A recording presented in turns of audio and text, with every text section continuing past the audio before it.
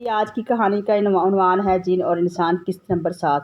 کچھ باتیں کہنے کا وقت خود آتا ہے، کوئی منصوبہ نہیں ہوتا، کوئی تیاری نہیں ہوتی، بس ایک لمحہ آتا ہے اور وہ بات جو برسوں سے اندر باندھی باہر آ جاتی ہے، جیسے پانی بہت دیر تک روکو اور پھر ایک دن دیوار خود ٹوٹ جائے، نہ تمہاری مرضی سے نہ تمہاری کوشش سے، بس ٹوٹ جاتی ہے۔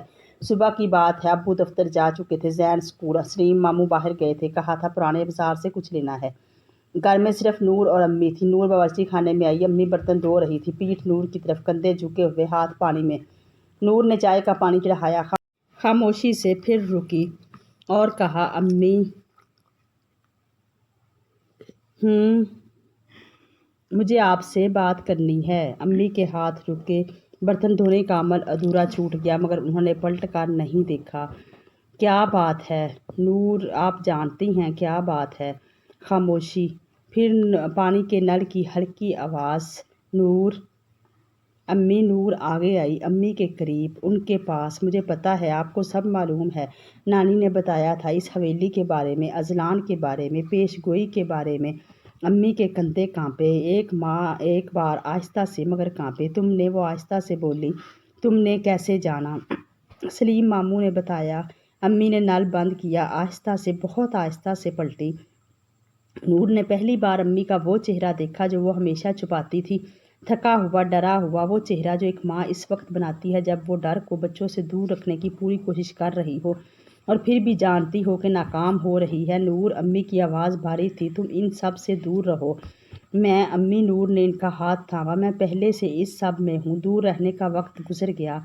امی نے آنکھیں بند کیں اور پھر برسوں کا وہ دروازہ کھلا جو بند تھا۔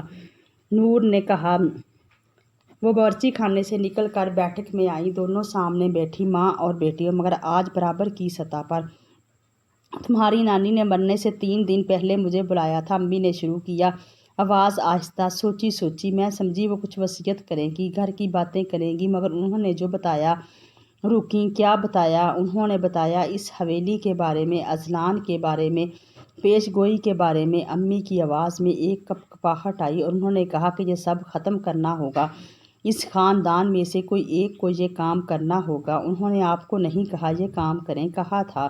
امی نے آنکھیں نیچی کر لیں، مگر میں نہیں کر سکی، میں ڈر گئی۔ نور، تم نے وہ آنکھیں نہیں دیکھی؟ امی نے اٹھ کر کھڑکی کی طرف دیکھا، باغیچے کی طرف، پیپل کے درخت کی طرف۔ میں ایک بار رات کو باغیچے میں گئی تھی، برسوں پہلے، اس حویلی میں آنے سے پہلے، نانی کے کہنے پر۔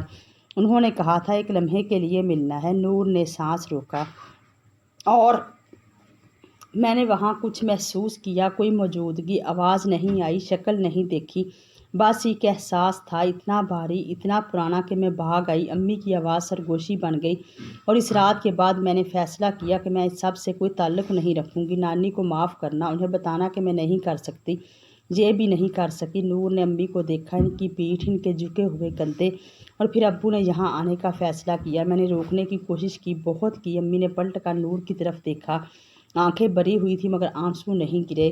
مگر تمہارے ابو نہیں مانے، کہتے تھے سستا گھر ہے، اچھا ہے۔ میں کیا کہتی کہ نہیں، کیونکہ وہاں جن ہے۔ آپ سچ بول سکتی تھیں نور، امی کی آواز میں تکلیف آئی۔ کچھ سچ اتنے بڑے ہوتے ہیں کہ کہنے سے پہلے 10 بار سوچنا پڑتا ہے، کہ اگر سامنے والا نہ مانے تو، کہ اگر مجھے پاگل سمجھے تو۔ نور خاموش ہو گئی، یہ سچ تھا۔ نور خود بھی تو کب بول پائی تھی کسی سے۔ امی، نور اٹھ کر ان کے پاس آئی، ان کا ہاتھ تھاما۔ آپ نے غلطی کی، مگر اب وقت ہے کہ سب ٹھیک ہو۔ کیسے ٹھیک ہوگا؟ اذلان کو آزاد کرنا ہوگا، صحیح طریقے سے، اور مالک کو روکنا ہوگا۔ امی نے نور کو دیکھا، اور اس نظر میں وہ سب کچھ تھا جو ایک ماں اس وقت محسوس کرتی ہے جب وہ دیکھے کہ اس کا بچہ وہ کام کرنے جا رہا ہے جو خطرناک ہے، ضروری ہے، اور روکنے سے رکنے والا نہیں۔ تم اذلان سے ملی ہو؟ ہاں۔ وہ ٹھیک ہے؟ نور کو تھوڑی حیرت ہوئی۔ ہاں ٹھیک ہے۔ امی نے آنکھیں جھکا لیں۔ نانی نے اسے دیکھا تھا اس رات، ڈر سے چلی گئی، مگر بعد میں جب انہوں نے مجھے بتایا تو کہتی تھی کہ وہ اتنا برا نہیں تھا، بس اچانک ظاہر ہوا، ڈر گئی۔ میں جانتی ہوں، نور نے کہا، وہ برا نہیں ہے، اور وہ 200 سال سے رکی، وہ بہت عرصے سے قید ہے۔ امی، قید اس جرم کی وجہ سے جو اس نے جان بوجھ کر نہیں کیا۔ امی کے ہاتھ نور کے ہاتھ میں کانپے۔ اور تم؟ انہوں نے پوچھا آہستہ سے، تم اس سے؟ امی، نور وہ جن ہے، جانتی ہوں یہ ممکن نہیں۔ امی، نور نے ان کی آنکھوں میں دیکھا، سیدھا، مضبوط۔ ابھی یہ سوال نہیں ہے، ابھی سوال یہ ہے کہ ایک بے گناہ وجود 200 سال سے قید ہے اور ہم اسے آزاد کر سکتے ہیں، باقی باتیں بعد میں۔ امی نے ایک لمبی سانس لی۔ کیا کرنا ہے مجھے؟ نور نے امی کو دیکھا اور پہلی بار محسوس کیا کہ ڈر اور محبت ساتھ ساتھ ہو سکتے ہیں۔ امی ڈری ہوئی تھی، پھر بھی پوچھ رہی تھی کہ کیا کرنا ہے، یہی تو ہمت ہے۔ ابھی کچھ نہیں، بس وقت، جب وقت آئے گا کہ ساتھ ہونا۔ دوپہر کو سلیم ماموں واپس آئے، ان کے چہرے پر کچھ تھا، ایک تناؤ جو صبح نہیں تھا۔ نور نے دیکھا مگر پوچھا نہیں۔ شام کو جب ابو دفتر سے آئے اور سب کھانے کی میز پر بیٹھے، نور نے ماموں کو دیکھا۔ وہ کھانا کھا رہے تھے مگر آنکھیں ادھر ادھر تھیں، کان کھڑے تھے جیسے کچھ سن رہے ہوں جو باقی نہیں سن سکتے۔ رات کو جب سب گھر سو گیا، ماموں اپنے کمرے سے نہیں نکلے۔ نور انتظار کرتی رہی، پھر باغیچے میں آئی اذلان کے پاس۔ ماموں آج کچھ مختلف لگے۔ نور نے کہا، ہاں، اذلان نے کہا، اور اس ایک لفظ میں بہت کچھ تھا۔ کیا ہوا؟ مالک نے انہیں آج پھر چھوا؟ کیسے؟ دوپہر کو جب وہ باہر تھے، مالک نے انہیں خواب جیسی حالت میں لیا۔ ہدایات دیں؟ کیا ہدایات؟ اذلان نے ایک لمحہ لیا۔ وہ کالا پتھر۔ مالک نے کہا، آج رات اٹھاؤ۔ نور کا دل ڈوبا۔ اور ماموں لڑ رہے ہیں، اذلان نے کہا، اور اس کی آواز میں پہلی بار کسی انسان کے لیے ہمدردی تھی۔ وہ نہیں چاہتے مگر مالک کی پکڑ مضبوط ہے، برسوں کی پکڑ ہے، یہ آسانی سے نہیں چھوٹتی۔ ہم انہیں بچا سکتے ہیں، ہاں، مگر اس کے لیے سلیم کو خود مالک کا سامنا کرنا ہوگا، کوئی اور نہیں کر سکتا یہ کام۔ یہ ان کی اپنی لڑائی ہے۔ جو انسان مالک کی پکڑ میں ہو اسے خود نکلنا پڑتا ہے، کوئی دوسرا نہیں نکال سکتا۔ مگر ہم مدد کیسے کر سکتے ہیں؟ ہاں، ایک طریقہ ہے، اذلان نے کہا، اگر پتھر کے پاس کوئی روشنی ہو، اصلی روشنی جو انگوٹھی سے آئے، تو مالک کی آواز کمزور ہو جاتی ہے۔ سلیم کو کچھ لمحے ملیں گے، اس میں انہیں خود فیصلہ کرنا ہوگا۔ میں پتھر کے پاس کھڑی ہوں گی، ہاں، اور جو بھی ہو پتھر کو مت چھوڑنا۔ نور نے سر ہلایا۔ کب ہوگا یہ؟ آج رات کے 1 بجے۔ نور پتھر کے پاس کھڑی تھی، ہاتھ میں انگوٹھی، گرم تھی مگر ابھی اس گرمی میں خطرہ نہیں تھا، تیاری تھی۔ اذلان قریب تھا، درخت کے سائے میں، نظریں حویلی کی طرف۔ انتظار۔ پھر حویلی کا دروازہ کھلا، آہستہ سے سلیم ماموں نکلے۔ وہ آہستہ چل رہے تھے مگر اس چال میں کچھ تھا جو عام نہیں تھا۔ آنکھیں کھلی تھیں مگر جیسے خواب میں ہوں، آدھے جاگتے آدھے سوتے۔ مالک کی آواز پر چلتے ہوئے نور نے انگوٹھی کو پتھر سے لگایا، روشنی نکلی، سنہری واضح۔ ماموں رکے، ایک قدم رک گئے، جیسے کوئی دیوار آ گئی ہو۔ آنکھوں میں کچھ ہلا۔ سلیم ماموں، نور نے آہستہ مگر واضح آواز میں کہا۔ ماموں نے اسے دیکھا دھندلی نظروں سے۔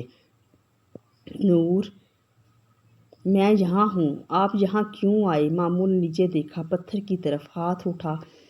نہیں، نور نے کہا مضبوطی سے۔ ماموں، آپ کا ہاتھ ہے یہ آپ کا فیصلہ ہے، مالک کا نہیں۔ ماموں کا ہاتھ رکا، آدھے راستے میں لرزا۔ میں نہیں، ان کی آواز پھنسی۔ آپ نہیں چاہتے؟ نور نے کہا، آپ نے خود کہا تھا آپ مالک کا آدمی نہیں ہیں۔ وہ بہت مضبوط ہے، آپ سے زیادہ نہیں، نور نے کہا، اور اسے خود نہیں معلوم تھا کہ یہ یقین کہاں سے آیا۔ کوئی بھی اتنا مضبوط نہیں جتنا آپ خود ہیں، اپنی مرضی میں۔ ماموں کے ہاتھ میں کپکپاہٹ بڑھی، انگوٹھی گرم ہوئی۔ مالک قریب آ رہا تھا۔ ماموں، ابھی؟ نور نے کہا، ابھی فیصلہ کریں، ایک لمحہ، بس ایک لمحہ۔ ماموں کی آنکھوں میں پوری طرح جاگنا آیا اور انہوں نے ہاتھ پیچھے کھینچ لیا۔ باغیچے میں ایک آندھی آئی، ایک لمحے کے لیے، سرد، تیز، جیسے کوئی چیز زور سے ٹھیس کھائے۔ پھر خاموشی۔ ماموں زمین پر بیٹھ گئے، گھٹنوں کے بل، ہاتھ زمین پر، سانس تیز تھا۔ نور ان کے پاس آئی، گھٹنوں کے بل بیٹھ گئی۔ ٹھیک ہیں؟ ماموں نے سر اٹھایا، آنکھیں صاف تھیں، مکمل جاگتی، مکمل حاضر۔ ہاں، آواز بھاری تھی مگر اپنی تھی، ہاں، میں ٹھیک ہوں۔